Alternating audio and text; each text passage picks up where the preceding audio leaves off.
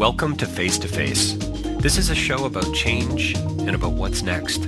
It's a show that wants to ask questions, peel back the layers of our average everyday experience, and go beyond scratching the surface.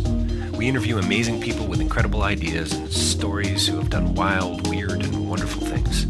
Remember that imagination shared creates collaboration, and collaboration creates community, and community inspires social change. I'm David Peck, and this is Face to Face.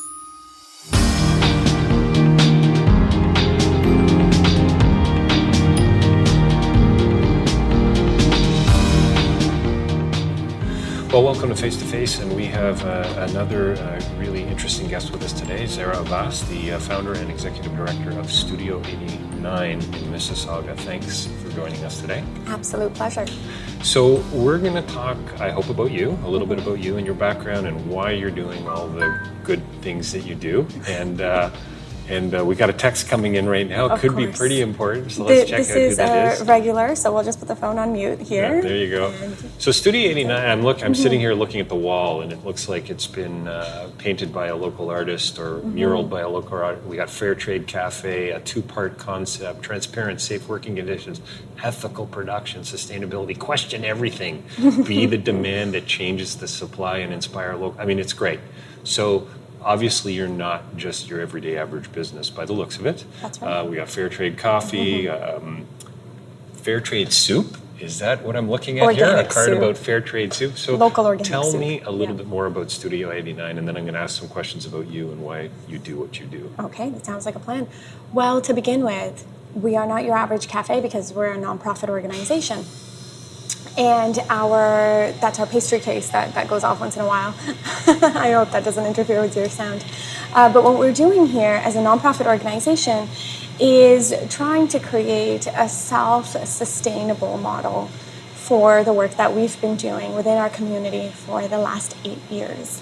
And not only create a sustainable model, but also a sustainable space where other organizations can grow from.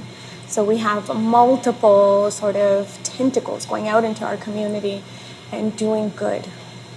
Is the idea sort of to show others that this is the kind of thing that they could do as well? Like, hey, Studio 89 works, so don't just start a normal business. Maybe actually, what would you call it? Is this a social enterprise? It is definitely a social enterprise. And yes, that is one part of it, that a big change for nonprofits in the coming future, we feel, is to become more and more self-sustainable.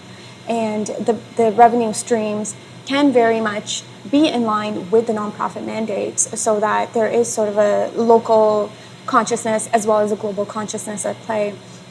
Another aspect to this is, of course, that business can be done the right way, in a way that is not destroying the environment, that is not destroying other communities and not hurting habitats, but in fact nourishing in some capacity.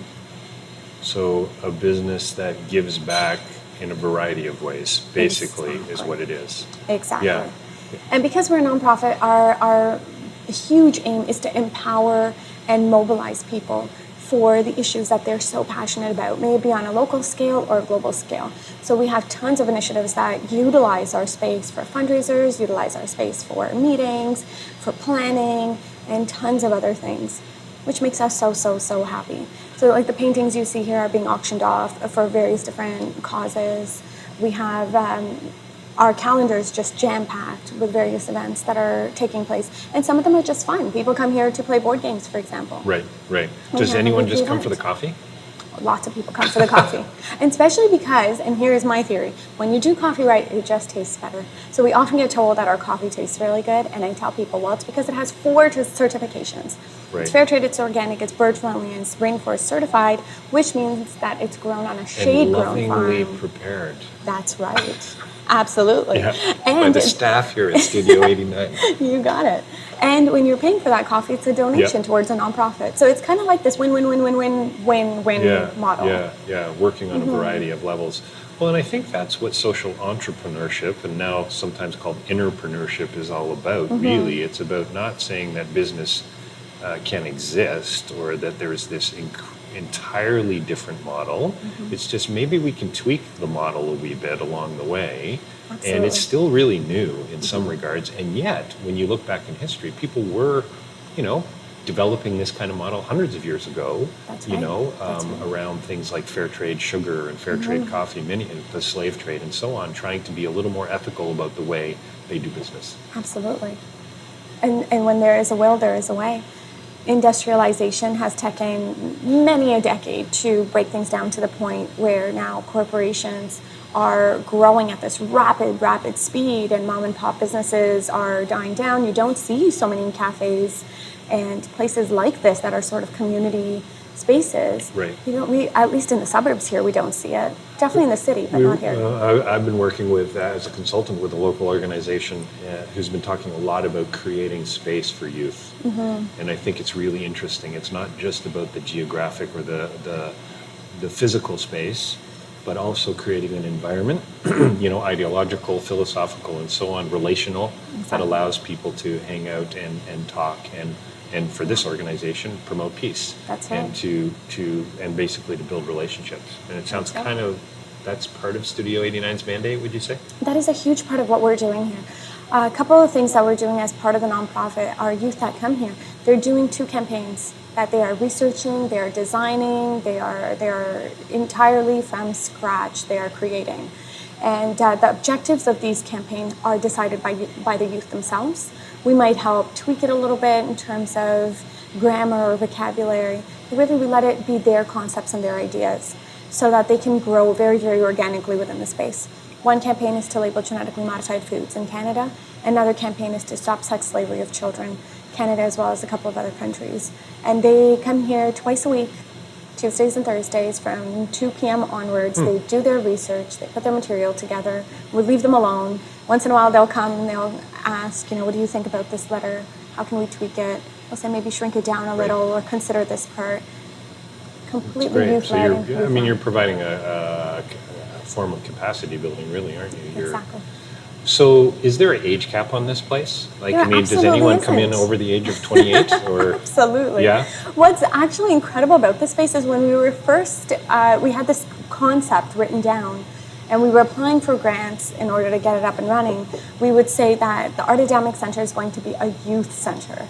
And then we quickly realized, as soon as the place was actually here, that there are tons of people out there that need a space like this. And so to make it available only to the youth is actually, not catering to the rest of the community. And so now this space, and what's so wonderful about it, is that it gets used by a variety of ages, for a variety of really cool reasons. Rotary Club meetings, you could have a chess club that met here, right? Totally. It doesn't have to necessarily have a social justice edge to it. No, This is about really building sort of community-based relationships, almost, you could say. Yeah, we're a community hub. That's what we tell people. Community hub, nice. Community hub, and it's a space that really belongs to everyone.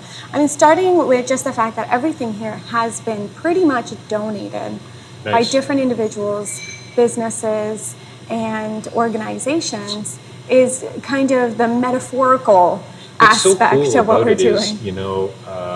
You were able to do it. You were able to pull it off, and I don't want to undervalue the amount of work and the effort and all the hurdles that you had to. Believe me, I get it. It probably was really tough, and I'd love to hear about it. But the fact that things were donated, that there were, I see the partners up here on the wall. You've got about 15 plaques of local organizations and corporate clients, or not clients, but corporate sponsors and so on. Trillium. It's encouraging to me because it's pretty easy in this space, in this non-profit-like social change space, to get pretty cynical, right? Oh, geez, this is so much work. Nobody's buying in. Nobody cares, Well, I was reading an article once, especially because it wasn't even so much that as it was all the bureaucratic hurdles that we ended up having to cross. Parking issues, parking permits for the entire building, not just our unit, that delayed us by about a year and 3 months. So studio89.org, studio89.org in Mississauga. Yes. A little plug right now before you keep going. You mentioned the building. Yes. It's a new space, right? It's a very new space. Brand new. Yeah. And we are at what address? 1065 Canadian Place, Unit 104. So 403 in Eglinton area. So come on in. Yes. There's a great sushi restaurant down the road. Come and check this place out. So sorry, go ahead. That's right. Thank you very much for that. You're welcome. We'll Actually. get another plug in later. Fabulous. So you had parking issues. Oh, yes, I mean, it was- not something you thought of when you first started writing the proposal, no doubt, to Trillium or Not whoever. at all. Especially because there was nothing but parking in this area. Right. So it made absolutely no sense. There's about 300 parking spots, and we would have maybe 4 cars out here, and the city planner's office was saying, there's not enough parking. And it's because on paper there's not enough parking with how they allocate space and this and that, and just really complicated stuff we had no idea about. Right. We know things about nonprofit stuff. Right, not construction necessarily. Exactly. So Yeah. that was a whole new ballgame for us. And it was very disheartening and very, very, very difficult at times. And there were moments where our team kind of looked at each other and said, why? What? Why? Yeah. And the fact Cosmos is is working against us. yes, and every step of the way was challenge after challenge. And the more challenges we faced, the more I became convinced that we were going to be super successful once we opened our doors. Right. It just seems to work that way. I don't So know. were you the only one smiling still? Like when you got together, and yes, you felt the discouragement too, but Yes. being the champion and the leader and the founder, you've got to prop everyone else up, right? They're the one, they come That's to you for part of the support, game. I think, right? That is part of the role, Yeah. is that you can't really always let other people see how disheartened you might feel. Yeah, yeah. However, That's I why am... you're married, right? That's why you have a partner. There you go. Yeah. But it is, in fact, also a bit of my nature to be delusionally optimistic. Right, nice. And I read an article about entrepreneurship and how difficult it is. It also really helps to know that other people also go through the same types of Well, hurdles. that's kind of why I wanted to talk a little bit about it, is because, the whole point of my podcast and my blogging and writing is to sort of encourage others to say, take the leap of faith, take the step. Yeah, it's going to be hard as hell, Oh, yes. but you'll get there, and you'll have to deal with parking permits too, but it's going to happen, right? And financial issues and Yeah, every type yeah. of issue that you can imagine. Our first big event we had here, we had a toilet backup because Oh. somebody flushed something down the toilet they Oh, weren't supposed to grim, flush. grim. And we had been open just about 2 weeks or so, and our entire profits, and I'm talking about gross profits, went towards, if not, it was actually more than our gross profits that we ended up spending in order to get everything cleaned up, because it also, of course, happened in the middle of the night. So it's like, it's the whole one step forward, 5 steps back. 5 steps Yeah, backwards, every yeah. step of the way. And so it's so important to just stick it out and know that there is a light. Would you At the say, end of the tunnel. that most small businesses probably face this, not just the social Definitely. enterprise or the Definitely. nonprofit sector, but it seems like there's another, you got your idealism, you're delusionally optimistic, which should be on your business card, by the way, and which I think is absolutely necessary for any kind of entrepreneur. But I think there's an extra level of that in the nonprofit sector, I think, because you're also, it seems, fighting against the stream of, I don't know about common opinion, but it certainly seems that way, right? That It does feel like that, not yes. everybody is really that concerned about building better relationships. Not everybody's worried about fighting for social justice and questioning everything and so on. And so it adds a whole other nuance, right? Certainly at times it does feel like we are drill sergeants. Yeah. When we're talking about fair trade and conscious consumerism, think about where your stuff's coming from, think about the impact it's having on the world. And yeah. it is very, and we don't want to be so preachy because it also makes people run away. Yeah, So of you course have it to be does. conscious, Of course yes. it does. And I remember somebody saying to me, Dave, this whole fair trade thing's great, but it better taste good. Yes. The coffee better. So I'm really Oh my glad to hear goodness. your coffee is good. Totally. Because it can't just be about the social initiative. I think it Yes. has to have an ethical component for sure, but the product itself has to be good The as well. product has Otherwise, to be people good. aren't going to buy it, right? Oh my goodness. And we faced that almost right away. We were on Yelp and we thought that was a great business decision. We are such progressive thinkers and moving Right. with the times. And then we had a customer who came in and walked directly from the door to the counter, picked up one item and walked out. She was here maybe 3 seconds. She had no idea we're a nonprofit organization. She has no idea we're a community space. She has no idea what's born here. And she gave us a terrible, terrible, terrible, terrible review on Yelp. The brownie was vegan and gluten-free, and she just said, oh, well, it doesn't taste very good. And that's just a little bit unfair after everything Yeah, we've been through. yeah, And that kind of hits yeah. you emotionally. Oh, Because people don't Listen, take the time to get to know you. I you know? understand, yeah, and I'm taking, well, I'm not taking more criticism these days, but I'm putting myself out there more now with my podcast and my writing and so on. and you get those kind of Oh, comments, absolutely. and they're hard. And It is fun. I think people in this sector, in this field, well, we're all deeply insecure, it seems to me, right? We all have a truckload of Yes, baggage yes. that some are more willing to speak about than others. And I would think Studio 89 is creating a space for that kind of dialogue, frankly. That's what Yes. that's the hopeful idealist in me. That's the delusionally optimistic person in You me. got it. But those kinds of comments and criticisms that seem to be pretty out of left field, obviously not up this lady's alley. Yes. But okay, fine. But really, did you have to level a torpedo at us like that? You know, Exactly. and online for crying out loud. Exactly. Like, I don't know. You don't have better time, or better ways to spend your time. Right. You That's know. right. But We'll have 200 people walk in here and love everything. Yeah, But yeah. those aren't the people that I do have the a- reviews I mostly. have a friend, and I'm sure I've said this on another podcast, but he talks about he manages a bookstore, and he'll say that, you know, you can hear 100 positive things in a day, but it's the one negative thing that you'll be focusing on as you go to sleep that night. Not the 100 positive things. It's absolutely not the true. wonderful stuff, right? Because It's difficult. well, and you Yeah. are, this is heart and soul for you, right? And our team as well. Yeah. Cheryl Sharma, who's our business manager, she's now our finance and business manager. She's also the baker, so she does all our that's vegan fun. and gluten-free stuff. And she has this incredible talent for turning things that sound scary, like vegan and gluten-free, and Right. turning them into really delicious food Right, items. right, and people right. come back again and again for them.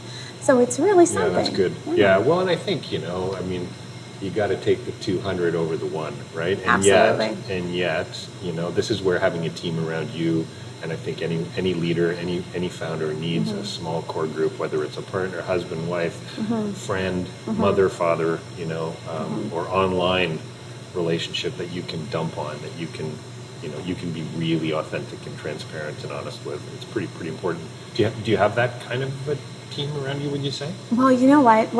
I think, at least in my opinion, our team is really solid. We also have Zehra Abbas, who is our program manager, and the three of us, there isn't sort of, you know, one makes the decision or one calls the shots. We discuss everything. We work together. We take care of each other's, you know, it's not like this is my job and I only do my job. So we try to create a very positive atmosphere to work in. Right, And I think we all work hard at that because also we see each other 7 Right, days a week, right, all right, day, right. morning to night, Sure. more than our families at home because Right. we're here all Yeah, day, every yeah. day. So it does in any relationship where you're working for so incredibly long. Yeah. We are going to have different opinions sometimes, but what I think is really solid about us is that we try and talk out everything. So tell me a little bit more about yourself. You and I met at the Global Change Initiative, which was 3 or 4 months ago now, I think. That's in right. Toronto, That's speaking right. there, and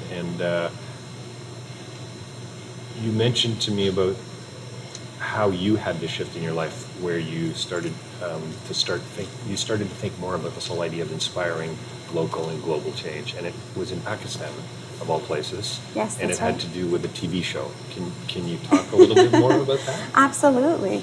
It was approximately 10 years ago now 10 years, that okay. I was in Pakistan, maybe a little bit more than that. And what had happened is that right out of high school, I went to university and I wanted to study advertising, and my dad wanted me to study pharmaceutical stuff. And I said, oh, no way, Daddy. And so we came to a middle ground and I studied marketing. But one of my first classes at Ryerson University was economics. And oh boy, I would rather just walk around Toronto rather than go to Right. classes. So my mom said, all right, you know, my dear daughter, please take the time you need to figure out what you want to do in your life. Right. So I was working and I didn't quite know, I didn't have too much going on. So I decided, my cousin was getting married in Pakistan. I decided to go for his wedding. And while I was there, I just started reading. And reading has this powerful sort of psychological effect, depending on what you're reading, of course. Mm-hmm. Before that, I'd been reading novels and you know, things that were more feel-good. And at this point, I started reading nonfiction. I started reading about, it was mostly local authors I was reading about in Pakistan. Women talking about various issues that they were experiencing in the country, where there is a ton of corruption, a lack of human rights in general. And that started opening up my eyes. So I started exploring and going out there in the world a little bit. meeting different nonprofit organizations like War Against Rape, who I ended up volunteering for some time in Karachi. Started traveling a bit and asking to go to bizarre places like visiting a jail in Pakistan and things like that. And that really, really opened up my eyes to a whole different world. Do you think was there, Yeah. I mean, it sounds like you were sort of right for that experience, that this was clearly an important time, but also almost a strategic time in a way. You know, really that you picked up the right book at the right time. Because if you had have read that book 2 years before, maybe you wouldn't have had time for the book, or you would have put it down, absolutely. or maybe if you weren't in Pakistan, it wouldn't have resonated in the same way. Absolutely. I wouldn't even find those books here, to be honest, because those authors, I think, are very difficult to find here.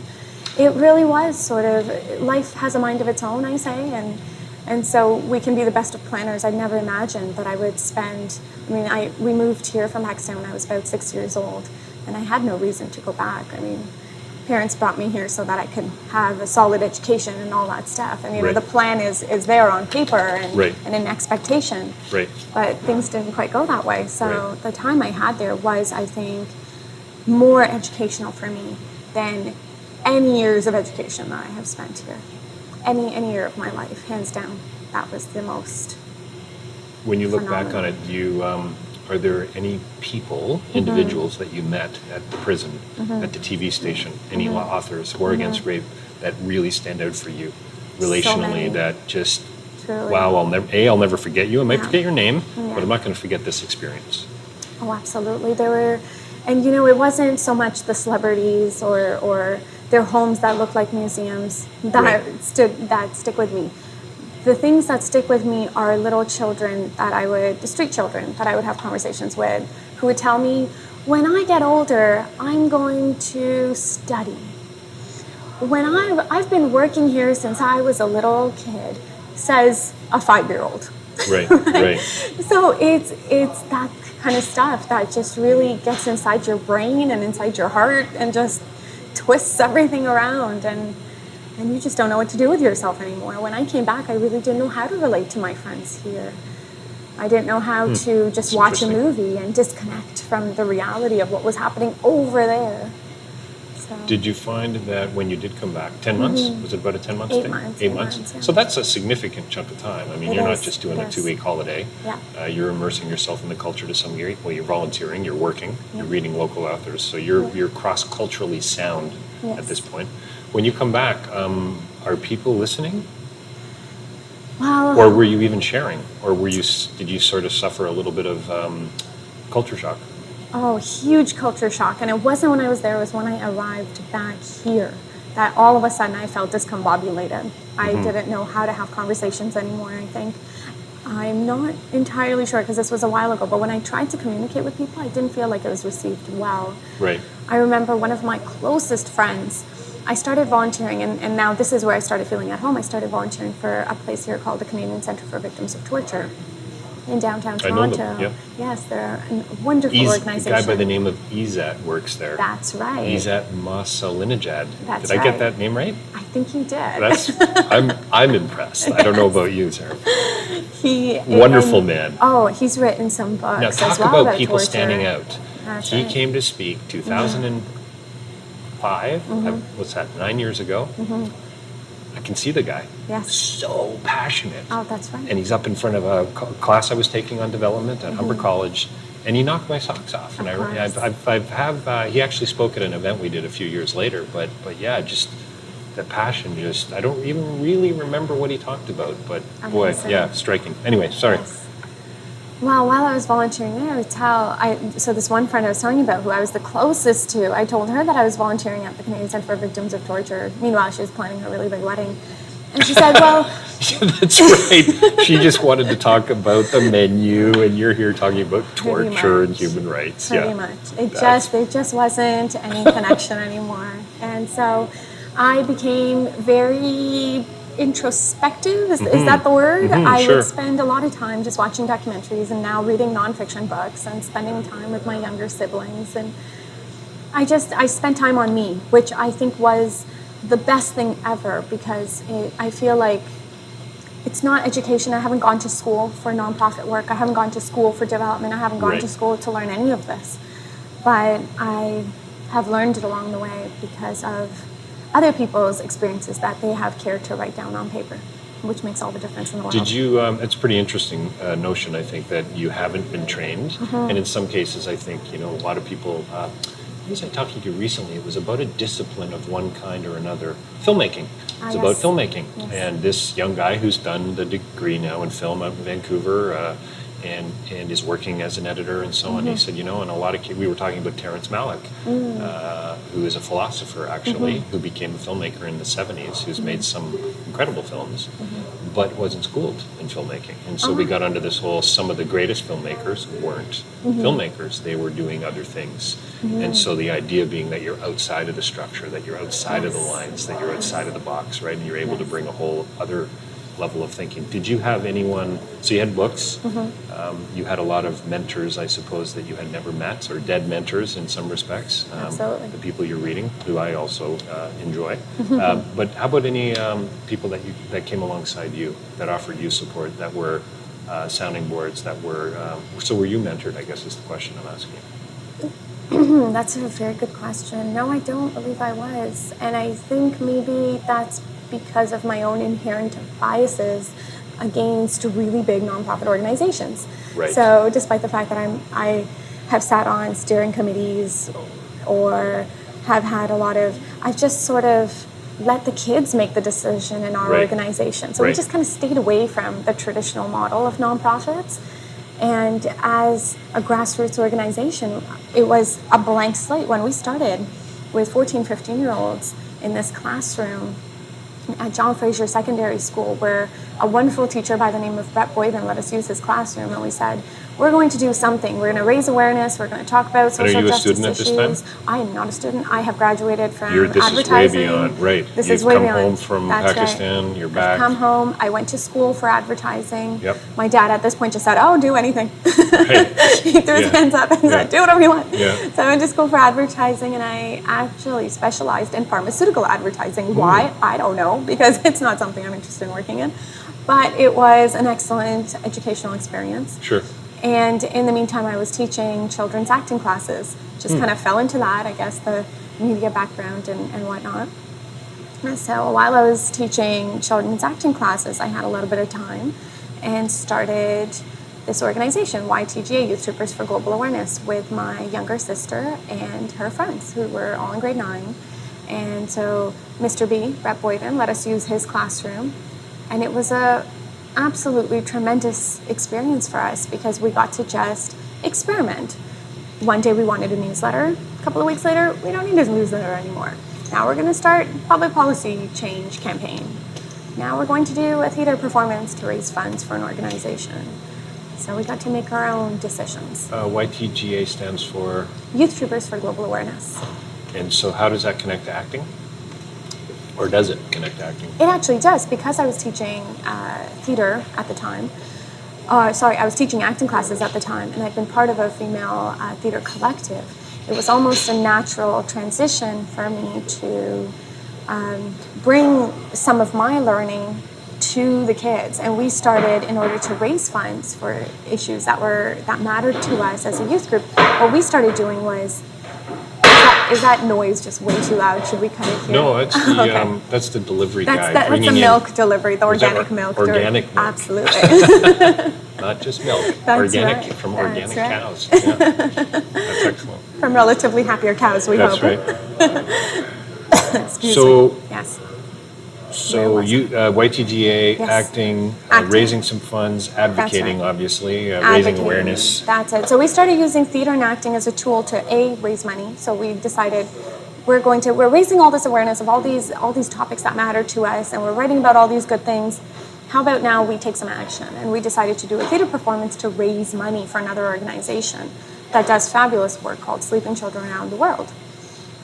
When we decided to do this theater performance, we spent about $750 on the venue, and then we raised like $800. So it kind of felt like our efforts were wasted. And that's why it's so important for us to have a free space Right. for organizations Right. in the city of Mississauga. it doesn't make a lot of business sense, people tell us, but it doesn't matter because it makes good sense. You know? Yeah, well, it's in a way, I feel, it makes me sad that you felt that it wasn't a success just because you raised $50, because you were obviously also planting seeds. Oh, certainly. You're advocating, Certainly. you're educating, right? You're changing You're the right. way people think, and how do you put a dollar value on that? Oh, absolutely. How do you measure that kind of stuff? It's That's very right. tough, and I think people in this field need to be reminded of that all the time, including myself, that some of the work that we're doing, some of the things that we're involved in, we are not necessarily going to see the results in our lifetime, right? Certainly. And we got to believe that, and it's hard to believe that. It's hard to get out of bed in the morning going, I'm going to impact the life of a kid that I've never met. But the truth is, we are. You know, all of us. You know, we're all in this mess together, in this crazy, Certainly beautiful are. mess. So is YTGA still going? Is that an initiative that's still happening? Well, YTGA has now evolved into essentially Studio 89. Oh, okay. So Yeah. we realized we needed a space in order to run our own workshops. We didn't want to have to go to... He was a we noisy love- delivery guy. He was a noisy delivery guy. I'm so sorry about that. I'm kidding. But what would happen is that we would go to other organizations and do workshops, and we love that. But sometimes we want to be able to expand upon the workshop we're doing. We want to be able to run a series, for example. We wanted to be able to branch out. We did a lot of expression through the arts workshops for other organizations.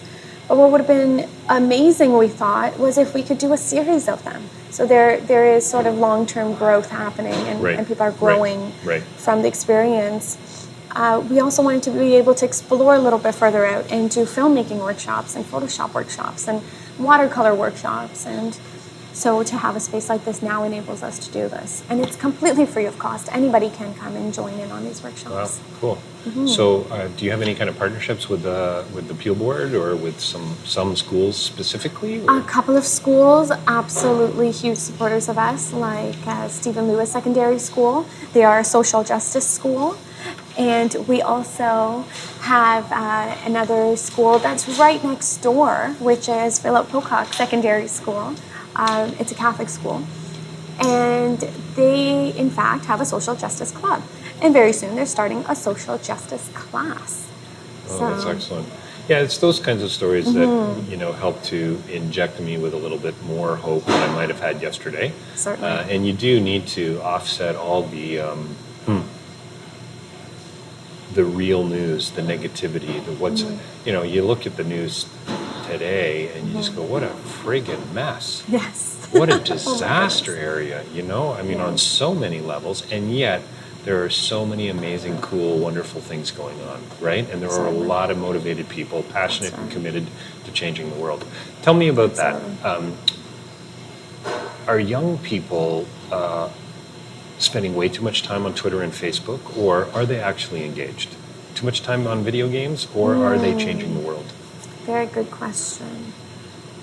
You know, I can't tell you because I don't know all the students out there, but I can tell you that we all make choices, and we can use Facebook and Twitter for good, or we could use it for not so good.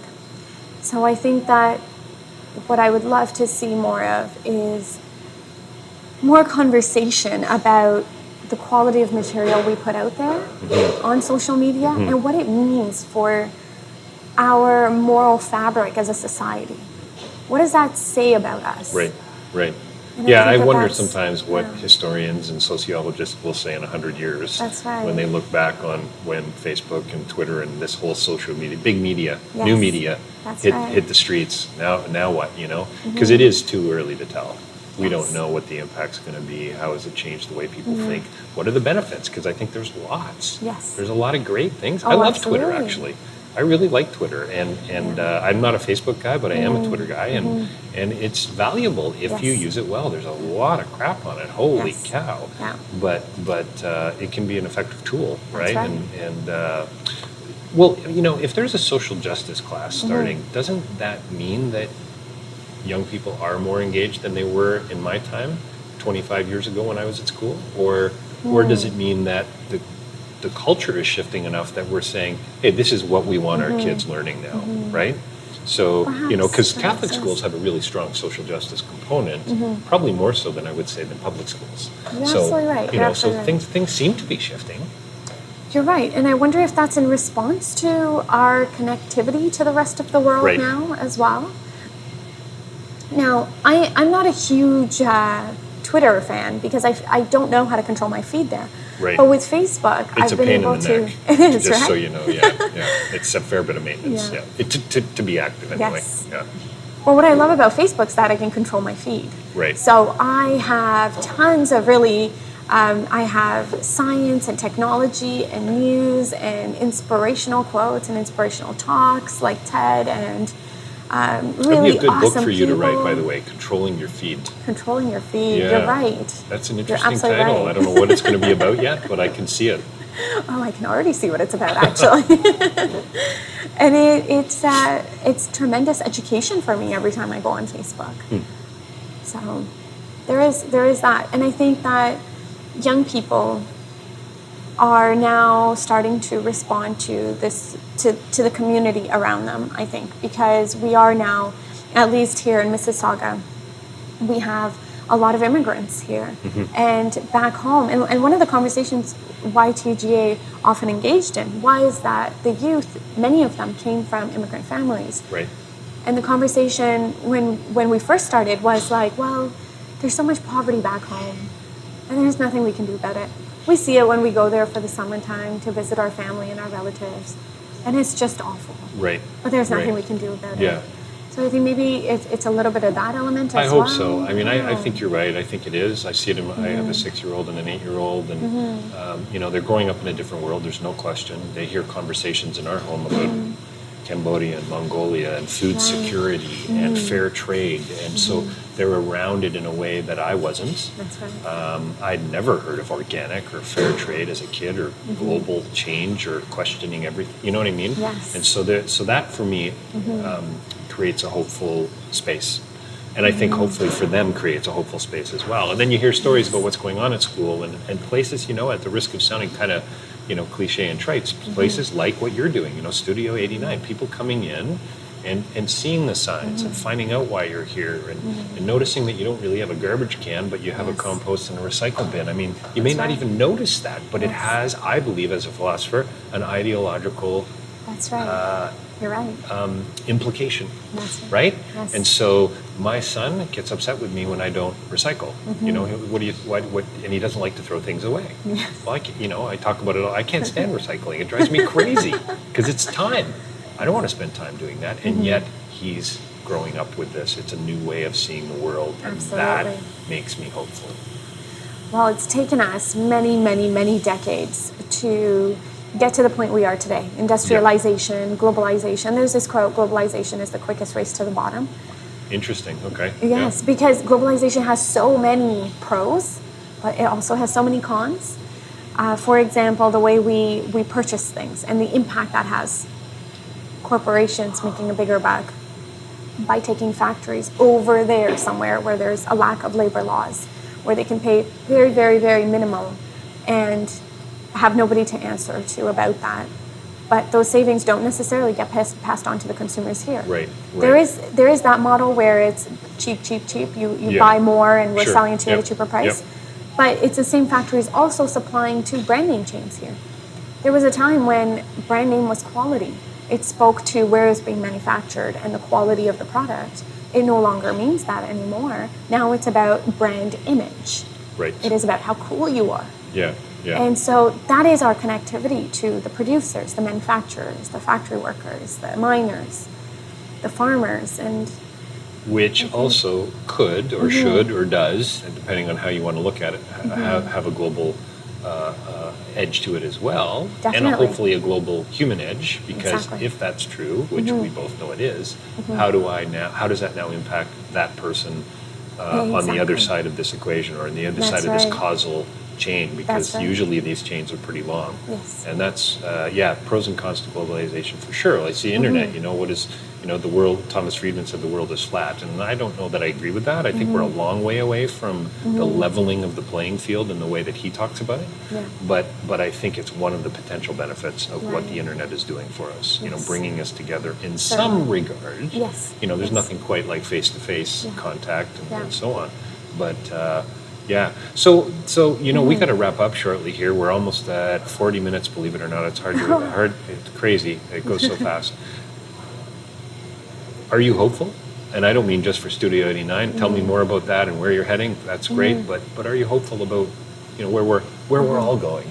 I am hopeful. I think that when we look at war, famine, poverty, injustice, that has always been part of the world that we live in, and for centuries. And I think that we can either be participating in the oppression by doing nothing at all, or we could be doing the exact opposite and trying to heal. So just like yin yang, I believe there are two elements at work.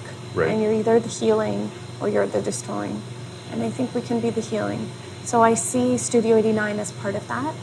We're trying to set an example for nonprofits, for businesses, that there is a way to succeed like this. So here's hoping that we actually do succeed like this. We'll find out shortly if this model is sustainable.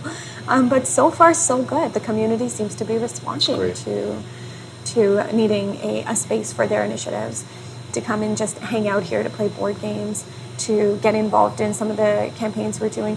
You'll see our community board is full of different organizations running various initiatives. People are leaving information about the work that they're doing, runs that are happening for various reasons, fundraisers that are happening for various reasons all over that table over there.